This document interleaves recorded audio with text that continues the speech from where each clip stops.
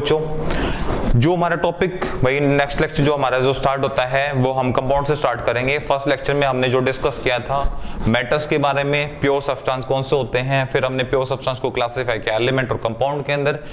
Element की जो property है मेटल, नॉन मेटल और मेटलॉइड, ये भाई हम तीनों चीजें डिस्कस कर चुके हैं फिजिकल प्रॉपर्टीज के भी यहाँ पे बहुत अच्छे से। ठीक है, अब हम डिस्कस स्टार्ट करते हैं कंपाउंड के बारे में। भी कंपाउंड क्या होते हैं, ठीक है, और कंपाउंड को हमने जो क्लासिफाई किया वो तीन तरीके से, एसिड, बेस और सोल्ट। फिर जो हमारा है वो प्योर सब्सटेंस वाला जो मैटर का हाफ पोर्शन है वो कंप्लीट होता है, और फिर हम स्टार्ट करेंगे मिक्सचर के बारे में। तो सबसे पहले बात कर लेते हैं कंपाउंड की। भाई कंपाउंड क्या होते हैं? कंपाउंड भाई जब आप 2 and more एटम्स को जब आप अरेंज करते हो, ठीक है, और एक केमिकल रिएक्शन होने के बाद एक नए आपके पास सब्सटेंस का फॉर्मेशन होता है, उसको हम यहाँ पे डिस्क्राइब करते हैं कंपाउंड के अंदर। टू अपोजिट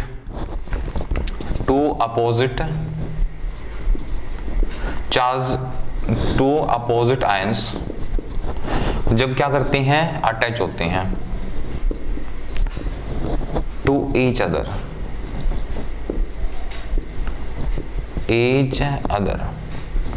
जब वो एक दूसरे के साथ अटैच होती हैं देन मेक कंपाउंड। वो एक कंपाउंड फॉर्मेशन में आता है, ठीक है। और कंपाउंड्स फॉर एग्जांपल्स के लिए बात कर लेते हैं। एग्जांपल्स के लिए जैसे NaCl,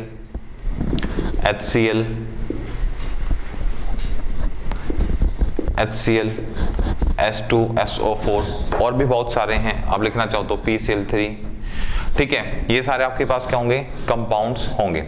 अभी जो हम डिस्कस कर रहे हैं नेक्स्ट कि अब हमने इसको क्लासिफाई, देखो टू अपोजिट किस लिए, क्योंकि सोडियम को आप क्लासिफाई करोगे, आपके पास NaCl सोडियम क्लोराइड है, तो इसको मैं क्लासिफाई करूंगा तो ये मेरा टूटेगा Na पॉजिटिव Cl नेगेटिव में, तो ये दोनों अपोजिट आयन होंगे। ये आपके पास जो होगी वो क्या होगी, कैटायन, और ये जो आपके पास होगी ये क्या होगी आपके पास, एनायन, ठीक है। ऐसे ही क्या होगा HCl को मैं डिवाइड करूंगा तो दो पार्ट में टूटेगा, एक ये H पॉजिटिव आयन के अंदर और ये Cl नेगेटिव आयन के अंदर। ये फिर आपके पास क्या आएगी, कैटायन आएगी, और ये आपके पास क्या आएंगी, एनायंस आएंगी, ठीक है। उसी प्रकार सल्फ्यूरिक एसिड को तोड़ेंगे तो ये H2 फॉर्म में और SO4 सल्फेट आयन में अलग से डिवाइड हो जाएगा।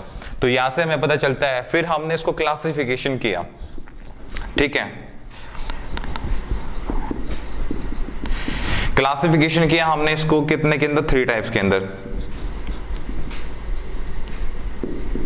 3 टाइप्स के अंदर। सबसे पहला कौन सा आपके पास, एसिड, दूसरा आपके पास कौन सा है, बेस, और तीसरा आपके पास कौन सा है, सॉल्ट, ठीक है। तीनों के बारे में एक एक को हम अलग अलग से क्या करेंगे, हम डिस्कस करने स्टार्ट करते हैं। सबसे फर्स्ट एसिड, कि एसिड क्या होते हैं भाई, एसिड वो होते हैं एक ऐसे सब्सटेंस जो H पॉजिटिव आयन को कंटेनिंग करते हैं, जिसके अंदर सबसे ज्यादा पाए जाते हैं। Those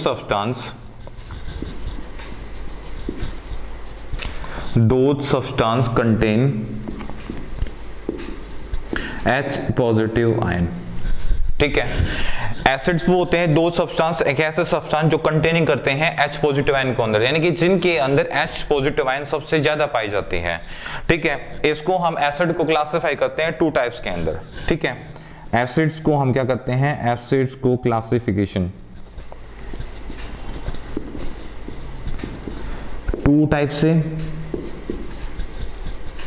first one is the strong acid, second one is the weak acid, ठीक है। स्ट्रॉन्ग का एग्जांपल हमारे पास क्या हो गया, स्ट्रॉन्ग का एग्जांपल होगा हमारे पास जैसे फॉर एग्जांपल HCl। वीक का हमारे पास carboxylic acid, COOH, carboxylic acid, ठीक है। अभी हम फटाफट से एक रिएक्शन लिख लेते हैं, ठीक है, फॉर एग्जांपल्स के लिए जब हमें इसके बारे में स्टडी करना पड़े तो हमारे पास जो हम एग्जांपल्स को डिस्कस करेंगे कि भाई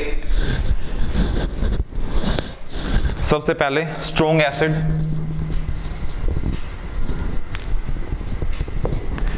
स्ट्रॉन्ग एसिड वो होते हैं जिसको इंटरमीडिएट होने के लिए, एक दूसरे के साथ रिएक्शन करने के लिए आपको किसी मीडियम की रिक्वायरमेंट ना हो, ठीक है। दो substance react each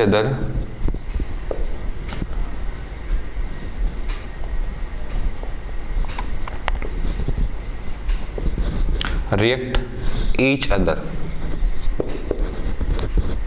without any medium. ठीक है, H2 की रिएक्शन Cl2 के साथ करा दी मैंने, तो क्या बना दिया इसने 2HCl बना दिया। ठीक है, ये रिएक्शन अपने आप हो जाएगी, यहाँ पे किसी मीडियम की रिक्वायरमेंट नहीं है। जहां पे आपको मीडियम देना पड़े, मीडियम हमेशा क्या होता है, ये आप हमेशा रिमेंबर रखेंगे कि जो मीडियम्स आपके पास प्रोवाइड किए जाते हैं, मीडियम्स ऑलवेज न्यूट्रल। ठीक है, न्यूट्रल्स किस लिए लेते हैं, इसलिए लेते हैं क्योंकि रेट ऑफ रिएक्शन पे नो इफेक्ट, ताकि जिस फ्लो में आपकी रिएक्शन हो रही है, स्लो है या फास्ट है, उस रिएक्शन पे इसका कोई भी इफेक्ट ना आए, उस रिएक्शन के इफेक्ट को, उस पे कोई इफेक्ट ना पड़े, उस पे कोई चेंजमेंट ना हो। जो फास्ट हो रही है तो रिएक्शन फास्ट होनी चाहिए, और जो रिएक्शन स्लो चल रही है तो रिएक्शन आपकी स्लो होनी चाहिए। उसको मेंटेन रखने के लिए हमें क्या करना पड़ता है, एक ऐसा मीडियम, हम यहाँ पे बेसिकली 2 मीडियम का यूज करते हैं। पहला मीडियम आपके पास होगा वो NH3 अमोनिया, और दूसरा मीडियम हम लेते हैं वाटर। फॉर एग्जाम्पल जैसे मैंने बात की वीक एसिड, स्ट्रॉन्ग एसिड कौन से होते हैं, जिनको किसी मीडियम की रिक्वायरमेंट नहीं होती, जो इजीली से ऑटोमेटिकली रिएक्ट कर जाते हैं। ठीक है, वीक एसिड कौन से होते हैं, वीक एसिड मैंने बात की कार्बोक्सिलिक एसिड के बारे में। तो वीक एसिड क्या कहते हैं भाई, ये अपनी H पॉजिटिव आयन को रिलीज नहीं करते। कब तक नहीं करते, जब तक इनको कोई मीडियम नहीं मिल जाता। ठीक है, मान लो हम रिएक्शन कराते हैं कार्बोक्सिलिक एसिड की, अब मीडियम किसी के साथ करा लो, वाटर के साथ या अमोनिया के साथ। मान लो मैंने रिएक्शन करा दी किसके साथ, वाटर के साथ, तो ये क्या करेगा, ये बनाएगा यहाँ पे H3O पॉजिटिव हाइड्रोनियम आयन बनाएगा। अब ये अपने आप में सबसे बड़ा स्ट्रॉन्ग एसिड बन चुका है। ठीक है, हाइड्रोनियम आयन, बट ये स्टेबल नहीं है, ये लुईस कॉन्सेप्ट के अकॉर्डिंग है भाई। ठीक है, क्योंकि लुईस ने कहा था कि जिसके पास पॉजिटिव और नेगेटिव आयंस क्या होनी चाहिए, एक्सेस में होनी चाहिए, तो वो एसिड और बेस की प्रॉपर्टीज को फॉलो करेंगे। ठीक है, तो ये हाइड्रोनियम आयन बनाएगा और ये यहाँ पे कन्वर्ट हो जाएगा किसके अंदर, बेस के अंदर। ठीक है, तो भाई ये इसने अपने यहाँ पे H पॉजिटिव आयन को रिलीज करके वाटर को कन्वर्ट किया, वाटर को इसने कन्वर्ट किया हाइड्रोनियम आयन के अंदर। ये कब किया, जब इसको वाटर मीडियम मिला यहाँ पे। यदि आप कमेंट में आप मुझे रिएक्शन बताएंगे, ठीक है, किसके बारे में, अमोनिया वाले रिएक्शन की, आप ये रिएक्शन को कंप्लीट करेंगे या प्रैक्टिस करेंगे अपनी कॉपी के अंदर सेम कंडीशन के अंदर, कि जब अमोनिया के साथ रिएक्शन करेगा तो यहाँ पे क्या बनेगा और यहाँ पे क्या बनेगा। ठीक है, ये आपके लिए होमवर्क फॉर्म में होगा, आप इसको ट्राई करेंगे। तो इसके लिए जब आपने मीडियम प्रोवाइड किया, मीडियम प्रोवाइड होने से क्या होगा, एक रिएक्शन आपकी क्या होगी, कंप्लीट होगी, अदरवाइज पॉसिबल नहीं है। क्यों, क्योंकि भाई ये कहने को तो कार्बोक्सिलिक एसिड है, पर ये कैसा है, वीक है। ये अपने आप से इस H पॉजिटिव आयन को क्या नहीं कर सकता, रिलीज नहीं कर सकता। उसको रिलीज कराने के लिए आपको किसी न किसी मीडियम की रिक्वायरमेंट पड़ेगी ही पड़ेगी। ठीक है, ये आपकी कुछ प्रॉपर्टीज हैं जो हमने डिस्कस की हैं। फिर हम क्या किसके बारे में बात करते हैं, बेस के बारे में बात करते हैं कि भाई बेस क्या होता है। ठीक है, और फिर हम बात करेंगे सोल्ट के बारे में डीपली, जब हम प्रॉपर्ली चैप्टर पढ़ेंगे एसिड बेस एंड सोल्ट वाला, उसके बारे में डिस्कस करेंगे। अभी हमें ये पता होना चाहिए कि ये सब चीजें होती क्या है। हम सिर्फ हम जो बेसिक टर्म्स हैं उनके बारे में डिस्कस कर रहे हैं। अभी हम करेंगे बेस के बारे में। बेस वो होता है कि those substance containing OH negative ions, those substance containing OH negative ions. भाई ये OH नेगेटिव आयंस को क्या करते हैं, कंटेनिंग करते हैं इनके पास, तो ये क्या होते हैं, बेस। अब बेस को भी हम क्लासिफाई करते हैं किसके अंदर, 2 टाइप्स के अंदर। ठीक है, वही कंडीशन फिर पढ़ेंगे। पहली कंडीशन क्या होगी, वीक बेस, और दूसरी आपके पास क्या होगी, स्ट्रॉन्ग बेस। ठीक है, कंडीशन सेम है। वीक बेस कौन से होते हैं, जिनके लिए आप मीडियम प्रोवाइड करते हो। स्ट्रॉन्ग कौन से होते हैं, जिनके लिए आपको मीडियम प्रोवाइड करने की जरूरत नहीं होती, ये ऑटोमेटिकली क्या करते हैं, अपने आयंस को रिलीज करा देते हैं। ठीक है, फिर हम बात करते हैं सोल्ट की, कि भाई सोल्ट क्या होते हैं। सोल्ट आपके लिए कौन से सब्सटेंस होते हैं, दो सब्सटेंस, एक ऐसे सब्सटेंस जो क्या करते हैं, both containing, both ions contain. ठीक है, कौन सी, H positive as well OH negative ions. इनके पास टेंडेंसी होती है tendency to behave as a acid as well as base. ये एसिड और बेस वाले ये दोनों की तरह क्या कर सकते हैं, ये भाई रिएक्ट कर सकते हैं। एंड मोस्टली जो इनका यूज किया जाता है, mostly use in exothermic reaction.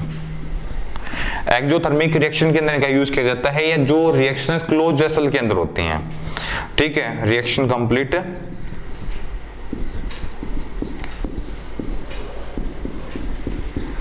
Reaction completed into close vessel. बात एक ही है, एक्स्ट्रा कुछ नहीं लिखा हुआ। या तो मोस्टली रिएक्शन एक्सोथर्मिक करा लो, क्योंकि एक्सोथर्मिक सारी रिएक्शंस किसके अंदर होंगी, क्लोज वेसल के अंदर होंगे, क्योंकि सिस्टम वहां पे आपको क्लोज चाहिए होगा, अदरवाइज जो रिएक्शन क्या होगी, कंप्लीट नहीं होगी, ठीक है। तो या तो आप उस रिएक्शन को मोस्टली एक्सोथर्मिक रिएक्शन के अंदर कंप्लीट कर लो, या उन रिएक्शन को आप क्या कर दो, क्लोज वेसल के अंदर कंप्लीट करा लो। तो ये सारी प्रॉपर्टीज किसके अंदर प्रॉपर्टी फॉलो की जाती है, सोल्ट के अंदर हम इन प्रॉपर्टीज को फॉलो करते हैं, जिसके पास टेंडेंसी होती है बोथ है कि एसिड एंड द बेस की प्रॉपर्टी। बेस हमने पढ़ लिया और एसिड हमने डिस्कस कर लिया। अब हम पहुंचते हैं मिक्सचर पे कि मिक्सचर क्या होता है, ठीक है। कंपाउंड के बारे में हमने बात कर ली, अब हम मिक्सचर के बारे में बात करेंगे। फिर इन दोनों का, मिक्सचर एंड कंपाउंड का डिफरेंस पता करेंगे कि भाई इन दोनों में क्या डिफरेंस होता है।